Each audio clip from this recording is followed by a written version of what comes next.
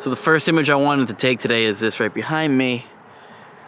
Is those tire treads that have been filled with water. A lot of times when we get a decent amount of rain, the deepest parts of these fields tend to fill up, and obviously the tire treads are the deepest parts, and a lot of the locations right here. But what's really interesting, I don't know if you can see it over here, there's like kind of tire tracks that are going in a different direction. So I wanted to capture that. I like how they're going in two different directions. I love the colors, the textures, and sort of just a blank canvas on the top of the sky. We are going to deal with a lot of moisture on the lens. There's some on this lens right now. That's just going to be the way she goes today, boys. But hey, we're here. We're ready to deal with it. I also got, I'm standing in a bunch of mud. I also bought gloves because people were like, why don't you wear gloves? And I was like, nah, that's lame. I bought blue gloves. They match this jacket like perfectly. I can't wait to show you guys. Kind of lame, but I'm pretty excited about it. I want you guys to see the amount of mud we have. It's just ridiculous.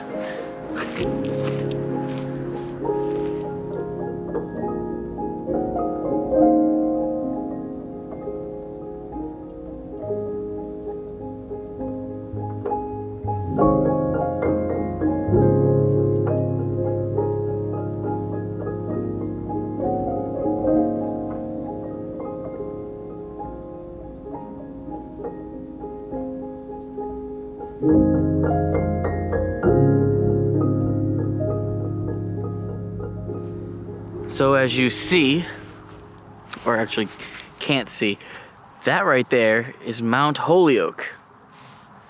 Virtually invisible with all of that thick haze of fog.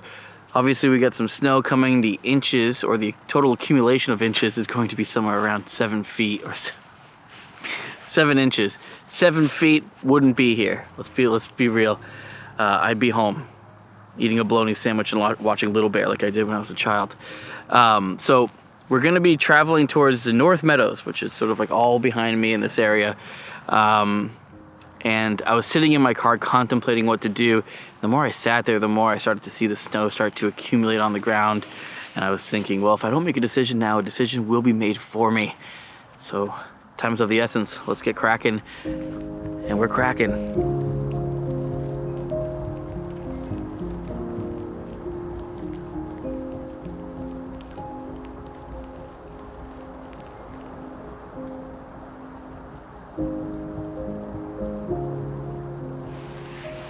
It ain't gonna work with the gloves on, to be honest. I have no feel on the trigger or anything.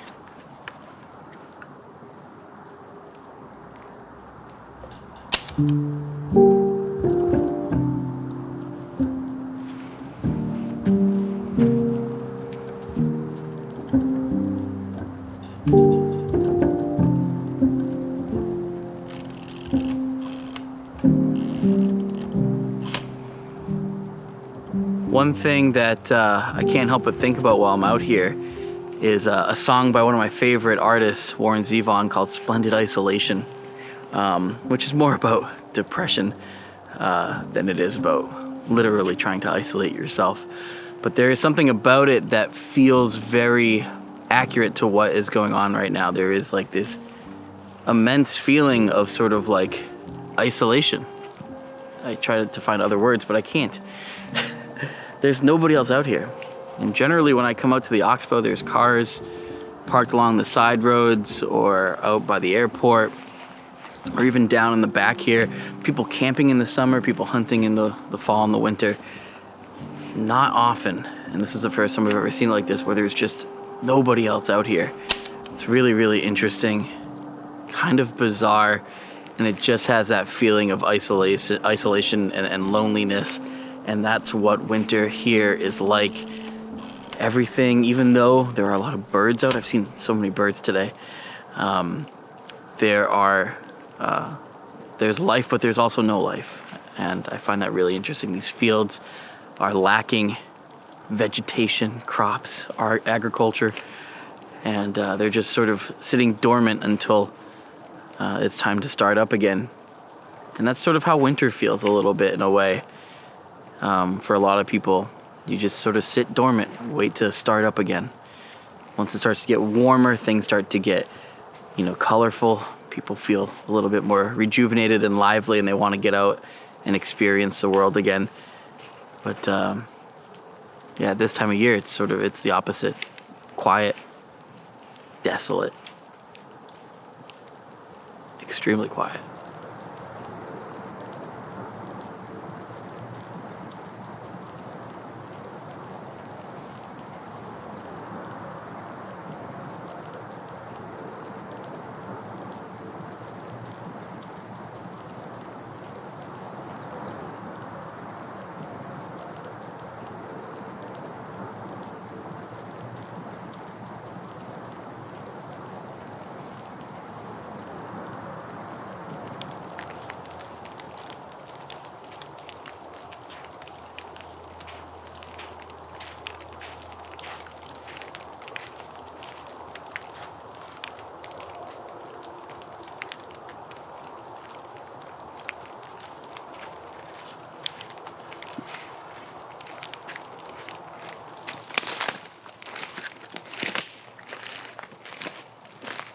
So I was just looking at this barrel as a potential composition, but to be honest, I'm walking around it, I can't really find anything that works.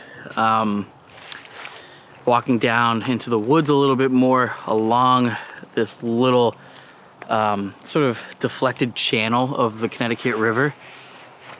I was hoping it would kind of lead to something a little bit more interesting, but nothing really super compelling.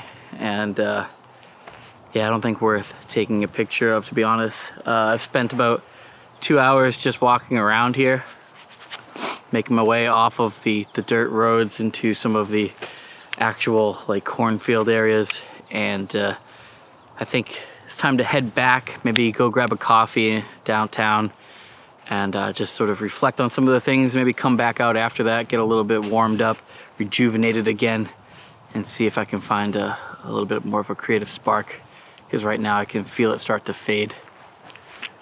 So let's head back.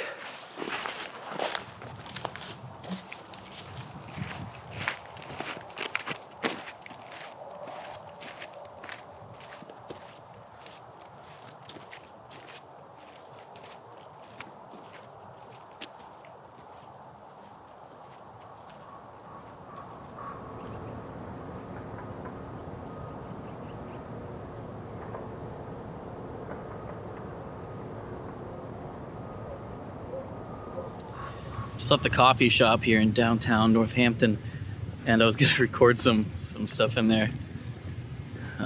Beautiful. I still have my salted caramel latte, which is unbelievably good. But there was a lady who was standing behind me the whole time, and she was like, or standing next to me, and she was just like narrating everything that was going on, saying like, there's a man here with long red hair and a blue jacket. And I was like, oh God. And she just kept talking to me. But look at this cool sign that I found here in the back alley. Pretty interesting. I'm gonna head back to the car, and I think head back to the Oxbow. Try to take some more pictures. I want to capitalize on a different composition that I took earlier in the day.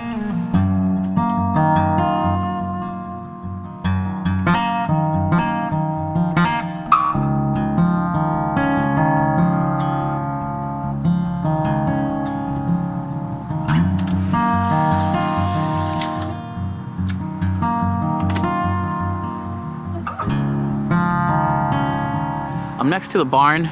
You guys have probably seen that in a couple of other videos. I've taken numerous shots of it, but I've never kind of come over to this side to get a shot of this sort of natural pool in the field. I think it's kind of interesting because you got Mount Holyoke on the left, Mount Tom on the right, and they're both covered in fog. You've got this really beautiful, very vibrant yellow, and then you got the greens in the back, and obviously the blues and all that other kind of stuff. It's just really, really spectacular looking. I shot that at f8 at 1/125th of a second, which is right down the line even.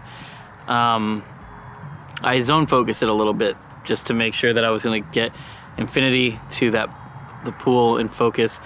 Not really worried too much about the foreground, at least not at this point. But overall, I think it should be a pretty decent image. It's just god darn gorgeous out. Gosh darn gorgeous. But it is getting cold. Very, very cold. As I said, it's gonna dip below freezing, so I'm gonna get out of here. Get some Polaroids. This, by the way, is a Polaroid camera that I found at a thrift store like years ago. Threw it in the basement, forgot all about it. And then when I got the 600 film, I was like, oh yeah, I have a 600 camera in the basement. What happened to Polaroids? They used to be so cheap, and like you'd see them everywhere. Yard sales, flea markets, antique stores, thrift stores, everywhere. Like they were just everywhere, and they were so cheap. Now they're like $100. Kind of crazy, because I can't tell you how many times I've passed up on Polaroids, and the fact is they always seem to work, except for some of those SLR 680s or something, but everything else just seems to work. They're built to last, my friends, even though they're all plasticky and kind of junky looking. They work. My 2 cameras for most of the day, and the Olympus OM4 catching some behind the scenes stuff on some 400D. It's been a pretty darn good day, and I hope you are having a good day. I'll see you all in the next one. Bye.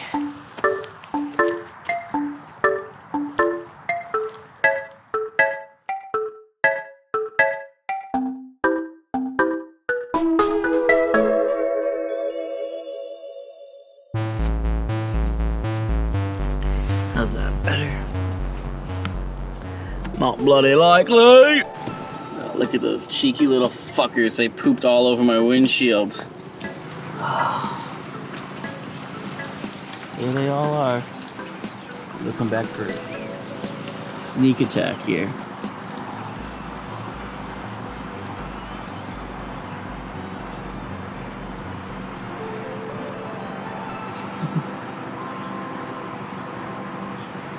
Bastards. Look at that. Just pooped right on it. More down there. Just ridiculous. You know, I think the most taxing part is like trying to capture the B-roll to sort of make it a cohesive video.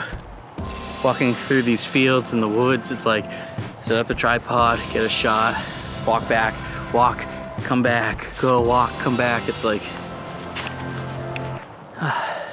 it's exhausting.